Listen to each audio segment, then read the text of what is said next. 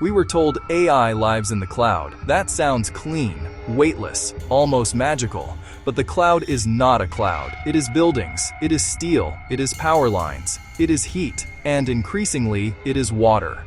Behind every chatbot answer is a physical machine doing physical work. Those machines get hot, very hot. And to keep them running, many data centers use water for cooling. So while the public debate is focused on AI taking jobs, writing essays, replacing artists, and maybe taking over the world, there is another question almost nobody asks. How much water does AI need to keep thinking? Here is where this gets uncomfortable.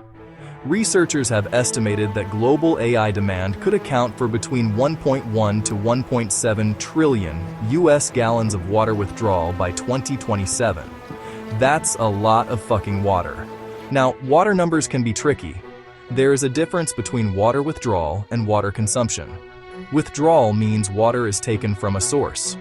Consumption means some of it is lost, often through evaporation, and does not immediately return to the local supply. That distinction matters. But it does not make the problem disappear. Because if a data center is pulling large amounts of potable water from a local utility, the community still has to plan around that demand.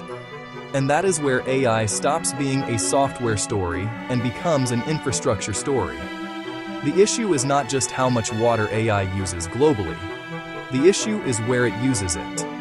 A data center in a water-rich region is one thing.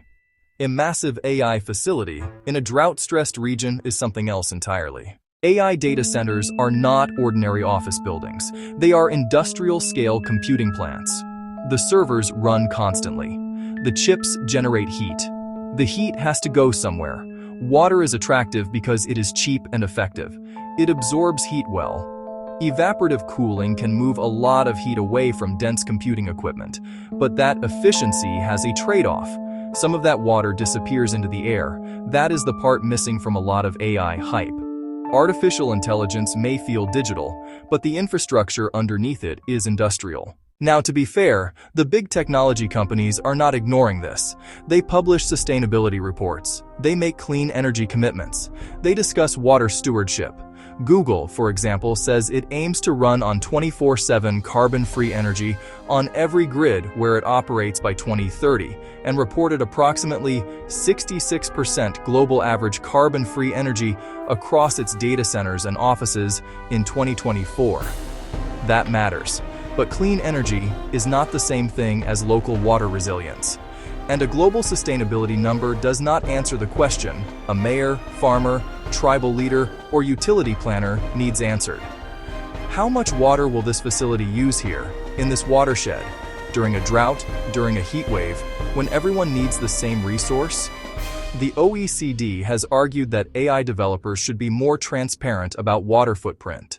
Just as carbon footprint is increasingly reported in model and environmental disclosures, that should be the baseline.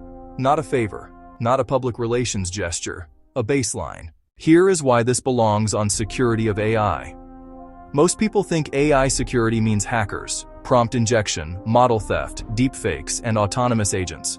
And yes, all of that matters, but AI security also means the security of the systems AI depends on: power, water, cooling, land, supply chains, local utilities, and public trust.